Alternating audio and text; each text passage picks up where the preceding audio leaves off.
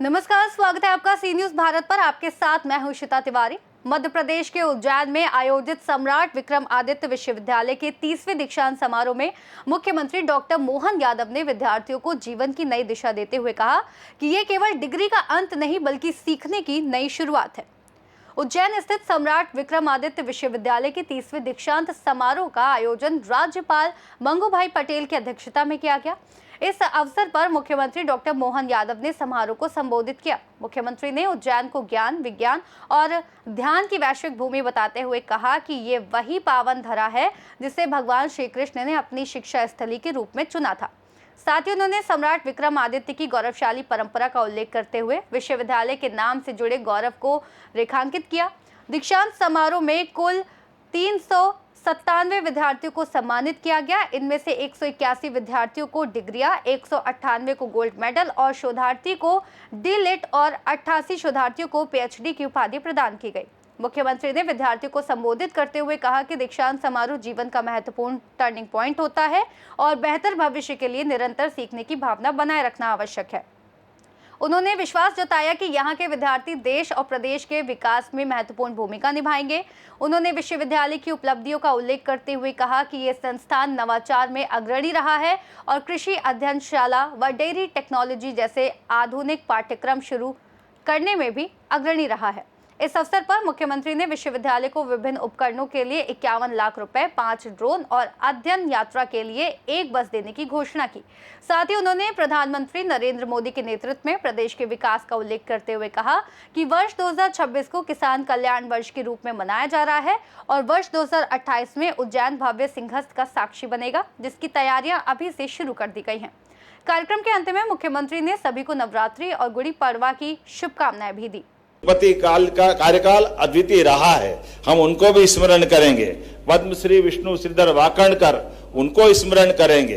ये श्री कृष्ण सरल से लगा करके बड़ी गौरवमयी परंपरा है। कई सारे स्वनाम धन्य ऐसे महापुरुषों को स्मरण करते हुए जिनने अपने शैक्षणिक काल में शिक्षा के माध्यम से यहाँ अलग जगाने का काम किया है। ये राजा विक्रमादित्य की नगरी है तो भर्तरी की भी नगरी है, जहाँ की शिक्षा के बलबूते पर राजा से रंक और रंक से राजा होने का इतिहास उज्जैन ने दुनिया के सामने अलग प्रकार से दिखाया है। जब मैं आपसे बात कर रहा हूं ऐसे समय में, जब आने वाले समय में जब हम सिंहस्थ की तैयारी के लिए लग रहे हैं, सिंहस्थ 2028 में आने वाला है और इस अनादि नगरी उज्जैनी में इसकी आबादी तो 10 लाख से कम है एवरेज, लेकिन यशस्वी प्रधानमंत्री श्रीमान नरेंद्र मोदी जी का जोरदार अभिनंदन करें, जिनके कारण से 2022 के महाकाल के महालोक बनने के बाद अब उज्जैन के अंदर मुझे इस बात की प्रसन्नता है, अगर एवरेज देखो तो जितनी आबादी है एवरेज उतनी ही आबादी रोज आकर दर्शन करके उज्जैन के लिए एक अलग प्रकार का धार्मिक के साथ सभी प्रकार के क्षेत्रों में आगे बढ़ने के लिए और उज्जैन से बाबा महाकाल के आशीर्वाद लेकर के न केवल धार्मिक पर्यटन के माध्यम से उज्जैन की अर्थव्यवस्था में मजबूती दे रहे, बल्कि समान रूप से माननीय महामहिम आपकी मौजूदगी से ही और भी बहुत सारे प्रकार से उज्जैन केवल धार्मिक पर्यटन का महत्व नहीं का नगर नहीं है,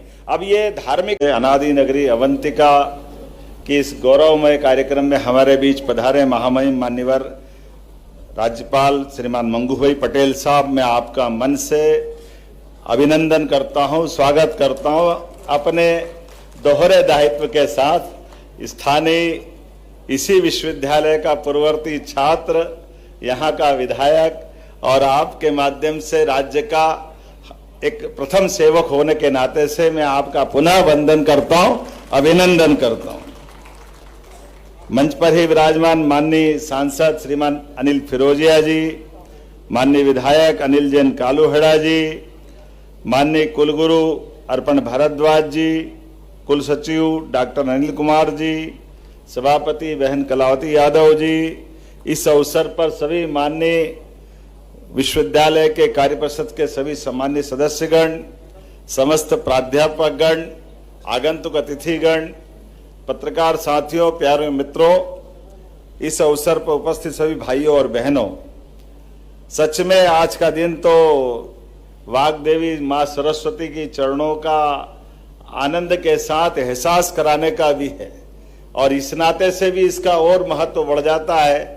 आज के इस उथल पथल भरे दुनिया के माहौल के अंदर जिस प्रकार का समय चल रहा है, तो शिक्षा कैसी होना चाहिए, गुरुकुलों की पद्धतियां क्या होती है, हमारी जीवन शैली क्या होती है, अनादि नगरी उज्जैनी में सनातन संस्कृति के माध्यम से हमें इस बात का गर्व है कि 5000 साल पहले भी यहीं का विद्यार्थी दुनिया के अंदर श्री कृष्ण वंदे जगत गुरुम जो जीते जी अपने शिष्य बनकर के गुरु की उपाधि पाले।